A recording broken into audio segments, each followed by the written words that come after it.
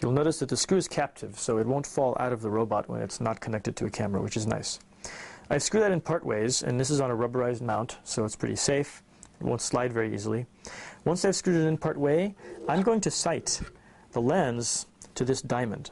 And this diamond and this notch are important because they represent the center of rotation of the robot. So we want the center of the lens to correspond to that. And so now by having the slot be loose, I can move left and right like that. And I'll stop when the center of rotation is roughly right, which is about there. And then I'll tighten it down. So that's one adjustment that we make every time we load the camera onto the robot. Now, let's talk about centering the camera in general. As I take pictures here, I've got this GigaPan Epic Pro in front of me, and then I've got my bookcase further behind. And there's a problem. As this pans and tilts, like that, if the foreground moves relative to the background, that means if there's parallax, then the pictures aren't going to stitch together. Because if I line up the Pro, the bookcase will be out of alignment. If I line up the bookcase, the Pro will be out of alignment. So it's really important to do your best to cause the camera, as it's moving by the robot, not to induce any parallax. Now, there's something called NPP, no parallax point, or the nodal point.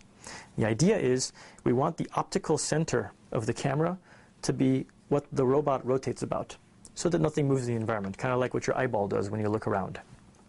So we've already adjusted for the center of the optics in the left-right direction using that diamond.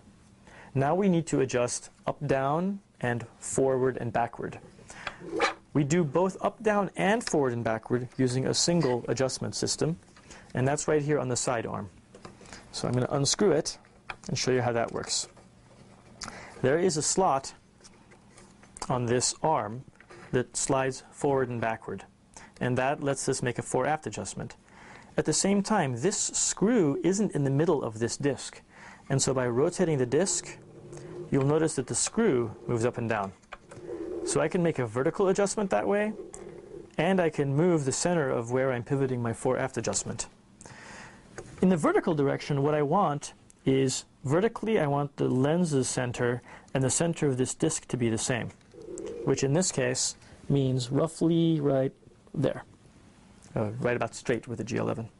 Now that's great, because in the vertical sense, that means as I move about, I'm not going to be inducing parallax. Now let's talk about the hard one, forward and backward. Now I'll give you the bad news first. Let me go ahead and tighten this right around here for now. The bad news is, on a camera system that has zoom, the fore-aft nodal point moves depending on how zoomed in you are. And that's a surprise to some people. So in particular, when I zoom in all the way like this, what happens is I zoom forward and zoom into the picture, the nodal point moves back, and in fact is very close to the back of the camera. Whereas if I zoom out and pull back and get a wide angle view, the nodal point moves forward. So you will have to experiment with your camera and try and find a position for the zoom that you typically use. Now with the G11, I always zoom it in all the way. And I happen to know that when I'm zoomed in all the way in a situation like this, I want the camera pretty far forward. So I'll put it way forward like that. So that's what I would do on the G11. So the interesting news is you can actually use your eyes to estimate where the nodal point is fore-aft. So when I look in that lens and zoom in, I can actually see what looks like the back of the lens to me. Your eyes do a really good job of estimating where the back is. And when you zoom out, you'll actually see what looks like the back of the lens move forward. So that's pretty cool. It's a nice way of telling what's going on. That's one point. The second point is you can do research on the internet, and we have a website even on which we talk about where the nodal point is for various cameras. So there's ways for you to get more information. Third, you can actually experiment. So you can take your camera, put it on a GigaPan, and you can set up a scene where you have something close and something far away, and you can literally move the robot back and forth, taking care that you're rotating on the base, and you can see if the handle is moving or not, and you can adjust this until it's clear to you that the object that's close isn't moving relative to the background, as you just spin this left and right like that. And that works perfectly well too. Last, but certainly not least, if you're taking a picture of the Grand Canyon, this doesn't matter. That is to say, if everything's pretty far away, there is no parallax issue. If you close one eye and move your head around, nothing moves relative to anything else. This is a problem in a situation where you have a scene where you have quite close objects and far objects in the same scene. So for instance, a flower bed in your backyard, or an arboretum, or such. Also, this doesn't matter if you have a relatively flat world. So if you're in an art museum and you're taking pictures of some beautiful paintings and wall text on the wall, everything's roughly the same distance away. It just doesn't matter nearly as much. So you also should think about the context and think about whether you need to worry about this or not. That's all we need to discuss for those adjustments. The next one is the robot arm. So the finger has two adjustments. One is height in that direction, and the other allows you to do two dimensions of adjustment, and that's this.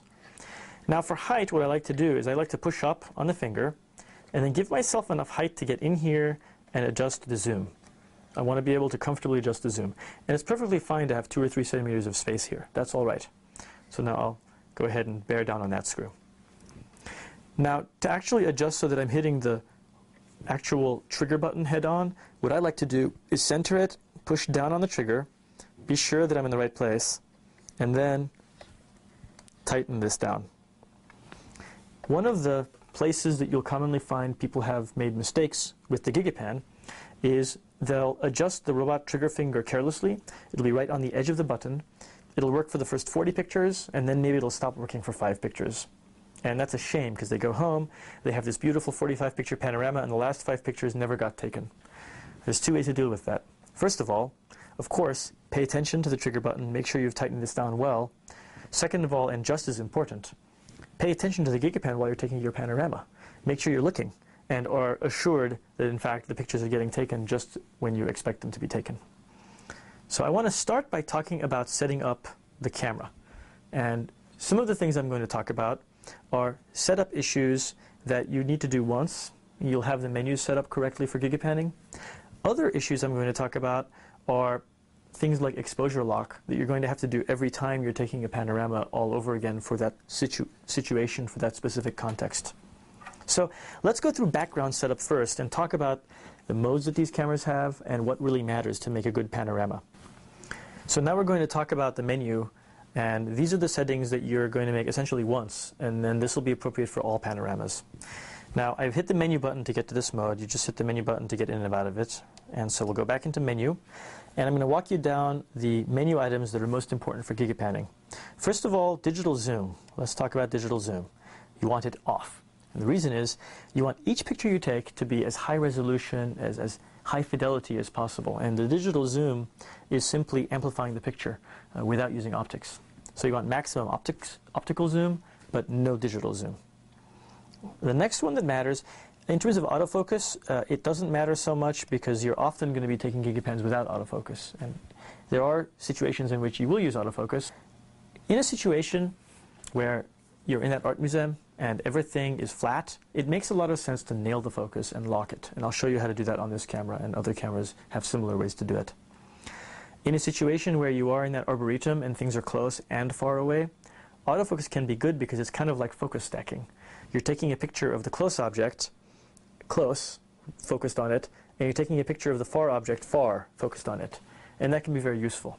We'll talk about that a little bit more when we talk about pausing and retaking, because there's nice ways to trick the camera into giving you just the right focus on each picture. The next one that matters a whole lot is review. I've got review set to 2 seconds, and that is good because longer than 2 seconds gets in the way of taking the GigaPan and attending to what's going on. 2 seconds gives you enough time so that as the robot is taking pictures, you can see on the screen what happened. Did that van that was driving by get in the picture and ruin it? Should I pause and go back and retake that from the robot? Or am I fine? Are the pictures getting taken at all? Or is my finger missing, or is the memory card full? Review information. I sometimes have it off and sometimes have it on detailed. Both are acceptable. Detailed is nice because you get the histogram. And the histogram allows you to make sure that you don't have pixels that are saturated off the right end or completely black off the left end. As long as your pixels are somewhere in the middle, you can imagine post-processing with image editing tools and making sure that you can adjust things like the brightness. But if you've got pixels all the way at the right end or all the way at the left end, the problem is there's no information. And so it's very difficult to adjust those and make them better. So, review mode is really important. I leave it on 2 seconds typically. Let's talk about image stabilization, IS mode, or some cameras call it anti-vibration. Image stabilization is a funny beast. The problem is The GigaPan acts neither like a tripod nor like a human holding the camera. It moves quickly and stops and takes a picture. And so image stabilization's computer gets all confused. Am I on a tripod? No, I'm moving. Whoop, now I'm really steady. I must be on a tripod. And as it switches back and forth between those two guesses, it moves the image and you can end up with blur. So we tend to recommend leave image stabilization off.